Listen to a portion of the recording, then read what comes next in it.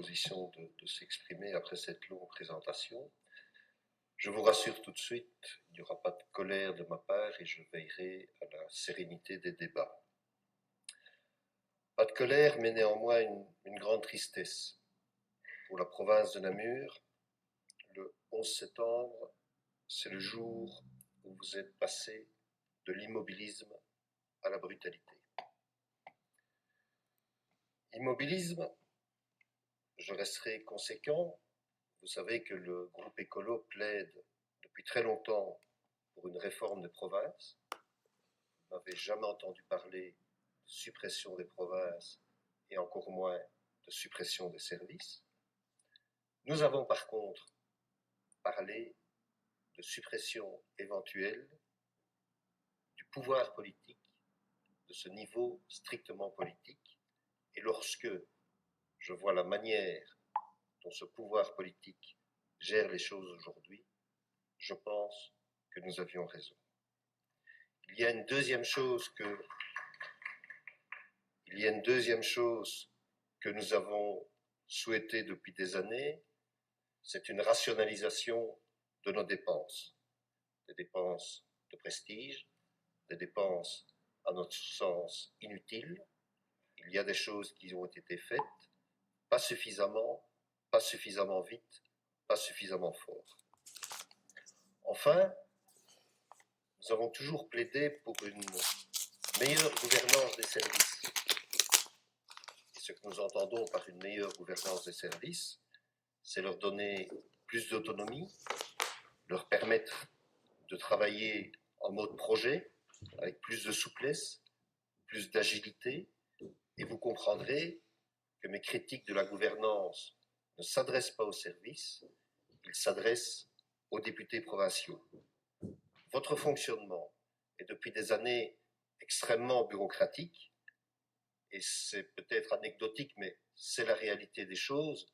Chacun a toujours coutume de dire dans le personnel provincial, lorsqu'il faut changer la couleur du papier WC d'une école de la province, il faut faire 15 exemplaires signés par tous les chefs de service et avoir l'autorisation du député provincial. Alors ces députés provinciaux, vous vous rappellerez que nous avons plaidé pour une réduction de 4 députés provinciaux à 3. Nous l'avions demandé en début de législature, estimant que c'était une mesure d'économie, mais surtout qu'il n'y avait manifestement pas suffisamment de travail pour 4 personnes et qu'il n'y en avait pas l'utilité. Aujourd'hui, le jour où vous décidez de mettre en œuvre la suppression d'un quart des services, à peu près, d'un quart du personnel provincial, le minimum serait que cette mesure soit également appliquée au collège provincial. Je ne connais aucune entreprise qui supprime un quart de ses services, un quart de son personnel et qui n'applique pas la mesure à son top management. Alors pendant des années, rien n'a bougé. Je me souviens, on m'a rionné, on nous a rionné. J'entends encore un chef de groupe de la majorité me dire, Monsieur Ballon-Perin, vous êtes le fossoyeur de la province. J'ai quand même l'impression, aujourd'hui, d'avoir devant moi le collège des liquidateurs. Alors ce manque total, Monsieur le Président, est-ce que vous pouvez rappeler mes confrères à l'ordre? Continuez, s'il vous plaît. Je vous remercie.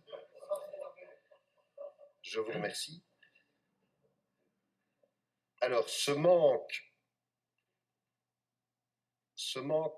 total d'anticipation du collège provincial depuis 10 ou 15 ans débouche aujourd'hui sur une brutalité. Alors, cette brutalité, elle se manifeste d'abord dans la non-concertation avec vos propres conseillers provinciaux. J'ai entendu le chef de groupe du CDH nous dire « Ah, mais moi, je suis bien content d'être là aujourd'hui parce que je vais prendre connaissance des mesures que vous avez décidées. » C'est un fameux travail d'équipe que vous faites.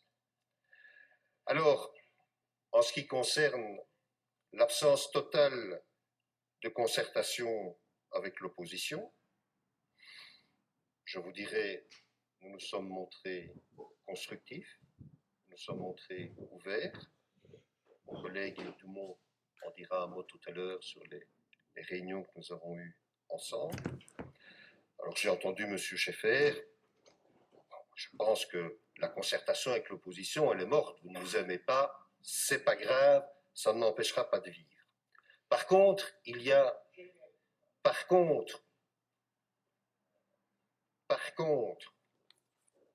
eu non plus aucune concertation avec vos services.